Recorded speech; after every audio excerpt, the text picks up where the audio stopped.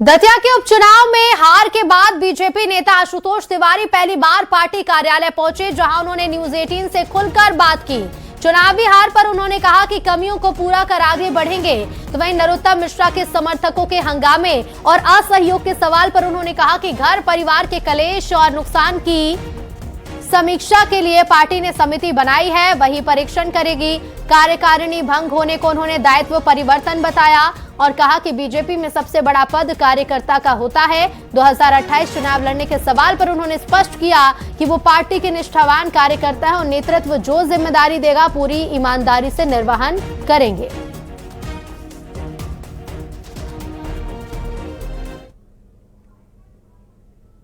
दतिया चुनाव परिणाम के बाद अब आशुतोष तिवारी जी बीजेपी कार्यालय पहुंचे हैं, जहां कार्यकर्ताओं से भी मिलेंगे और अपने वरिष्ठ नेताओं से भी मिलेंगे। उससे पहले हम बात करना चाहेंगे, सर चुनाव आ गया, परिणाम आ गया, जो एक्सपेक्ट नहीं था आपको वो रिजल्ट आए। मेहनत में कहाँ कमी लग रही है आपको?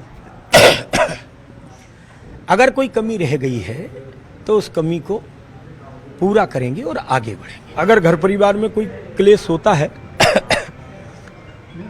तो स्वाभाविक रूप से नुकसान तो होते हैं,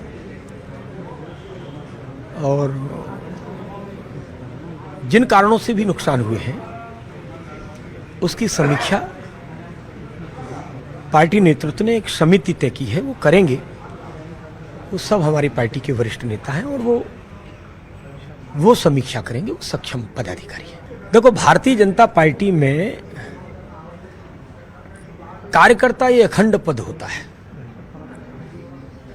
और यही एक ऐसा पद होता है कि जो सबके पास स्थायी होता है। इसलिए यह भी कहा है कि भारतीय जनता पार्टी में कोई भी किसी भी जिम्मेदारी पर रहे, मूल में वो कार्यकर्ता होता है। इसलिए वो सब कार्यकर्ता हैं। इसे दायित्व परिवर्तन की दृष्टि से देखना चाहिए। रही बात मेरे वहां रहने की, तो वहां तो रहता ही हूं, लेकिन अब प्रत्यक्ष चुनाव में जाने के बाद जो स्नेह लाड़ प्यार दुलार मुझे मिला, 60-62 हजार मतदाताओं से ज़्यादा मतदाताओं ने मुझे आशीर्वाद दिया। उनका हाथ मेरे सर पर आया, कमल के फूल को आशीर्वाद दिया, डॉक्टर मोहन यादव जी की सरकार को आशीर्वाद दिया, माननीय मोदी जी को आशीर्वाद दिया, कमल के फूल को आशीर्वाद दिया, भारतीय जनता पार्टी के विचार को आशीर्वाद दिया।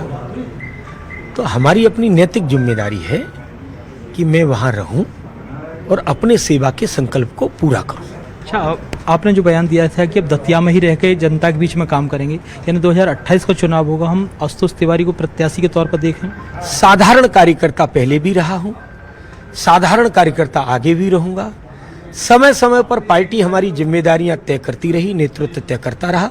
जब जिस समय जो जिम्मेदारी नेतृत्व तय करेगा, हमारा अपना काम इतना भर है कि नेतृत्व के द्वारा दी हुई जिम्मेदारी का निष्ठा के साथ निर्वहन करना, और जो संकल्प है कि पार्टी सर्वोपरि है, बिना विचलित हुए पार्टी सर्वोपरि है, ये अपने व्यवहार से सिद्ध करना।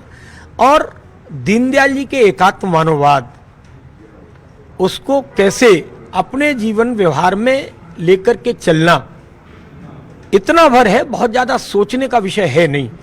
कार्यकर्ता हूं, काम करूंगा, जो नेतृत्व कहेगा वह भी सब करूंगा।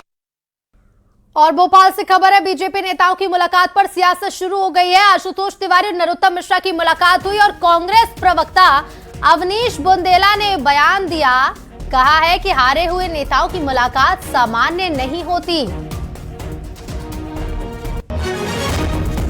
तो देखिए, बीते दिन ये तस्वीर भी सामने आई थी आशुतोष तिवारी और डॉक्टर नरोत्तम मिश्रा की मुलाकात की। इस तस्वीर को लेकर नरोत्तम मिश्रा ने बयान भी दिया था और बताया था, जो पोस्ट किया था, कि उनके पारिवारिक संबंध हैं आशुतोष तिवारी से और वो उनके अनुज की तरह हैं, वो उनके अनुज हैं।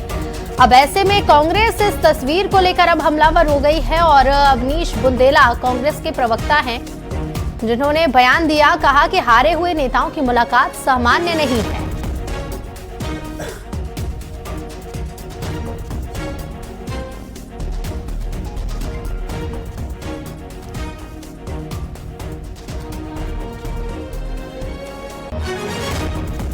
सकती।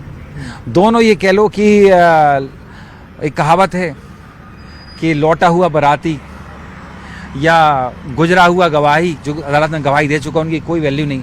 ऐसे में कहता हूँ दो हारे हुए नेता अब बैठ के चर्चा करें, चाय पिएं और भी चर्चा करें कि कैसे अपने आप को इस्टेब्लिश करना है, क्योंकि दोनों पार्टी के निशाने पर भी हैं। आशुतोष भी रोए हैं, नरोत्तम जी भी रोए हैं एक एक बार, तो भगवान जाने आगे इनकी क्या रणनीति। लेकिन हाँ, ये सामान्य मुलाकात नहीं है। से खबर है, कांग्रेस ने जेल भरो आंदोलन का ऐलान कर दिया है। प्रदेश अध्यक्ष जीतू पटवारी ने सरकार पर आरोप लगाए हैं।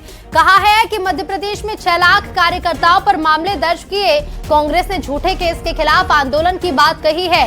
कांग्रेस जल्द जेल भरो आंदोलन करेगी। सरकार पर जीतू पटवारी ने आरोप लगाए। जेल भरो आंदोलन का ऐलान कांग्रेस ने कर दिया है। पीसीसी चीफ ने सरकार पर आरोप लगाए और कहा कि 6 लाख कार्यकर्ताओं पर मध्य प्रदेश में मामले दर्ज हुए हैं। झूठे केस के खिलाफ अब कांग्रेस ने आंदोलन की बात कही है।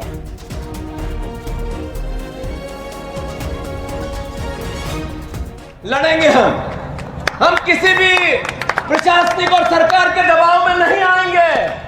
पूरे प्रदेश में 6 लाख बच्चों पर, कांग्रेस के कार्यकर्ताओं पर मुकदमे हैं। 6 लाख मध्य प्रदेश वासियों सुन लो, कांग्रेस के कार्यकर्ताओं पर 6 लाख कार्यकर्ताओं पर मुकदमे लगाए भारतीय जनता पार्टी की सरकार ने।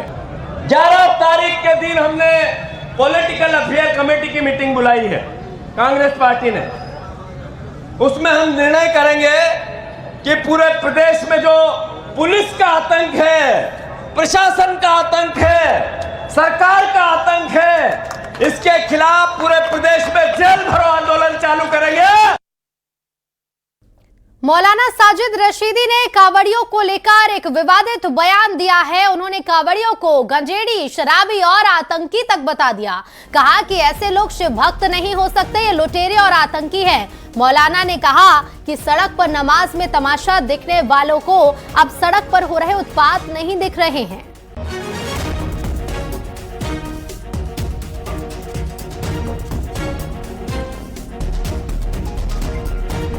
है लोग कांवड़ लेकर जा रहे हैं और लोग उनको शिव भक्त कहते हैं। मेरे हिंदू भाई और देश के सब लोग बताएं, क्या जो लोग सड़कों पर बैठकर भांग मसल रहे हैं वो शिव भक्त हैं? क्या जो लोग सड़कों पर बैठकर शराब पी रहे हैं, स्मैक पी रहे हैं, क्या वो शिव भक्त हैं? क्या जो लोग पुलिस वालों को वर्दी में होते हुए मार मार कर अधमरा कर दें वो शिव भक्त हैं?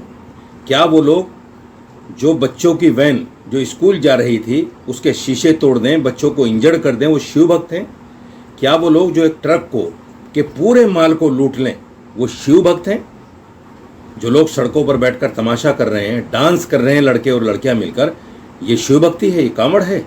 मैं ऐसे लोगों को नशेड़ी, भंगेड़ी, लूटपाट करने वाला और आतंकवादी तक बोलता हूँ। सावन का महीना है, लोग कांवड़ लेकर। और मौलाना रशीदी के विवादित बयान पर कांग्रेस की तरफ से रिएक्शन भी सामने आ चुका है। कांग्रेस ने कहा कि विवादित बयान देने वालों के खिलाफ कार्रवाई हो, प्रशासन अपना काम सही तरीके से करे। देश में ऐसे कई समस्याएं हैं, वहां ध्यान देने की जरूरत है। कांवड़ियों को लेकर मौलाना ने विवादित बयान दिया था। कांग्रेस ने कहा कि प्रशासन सही तरीके से अपना काम करे।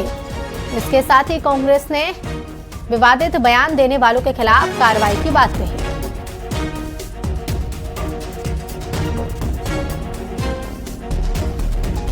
मुझे ऐसा लगता है कि इस देश में सरकार चल रही है, भारत देश में एक भाजपा नाम की सरकार है जो इन सब चीज़ों का संज्ञान ले सकती है। मुझे लगता है ये जो एजेंडे सेट होते हैं इन सब से देश के लोगों को बचना चाहिए, क्योंकि हिंदू मुस्लिम से ऊपर भी भारत देश में दुनिया है, लोगों के मुद्दे हैं, बड़ी बड़ी समस्याएं हैं, बेरोजगारी है, महंगाई है। लेकिन इस तरह की बयानबाजी अगर हो रही है, कुछ भी ऐसी एक्टिविटी किसी भी धर्म के द्वारा हो रही है, तो प्रशासन को इस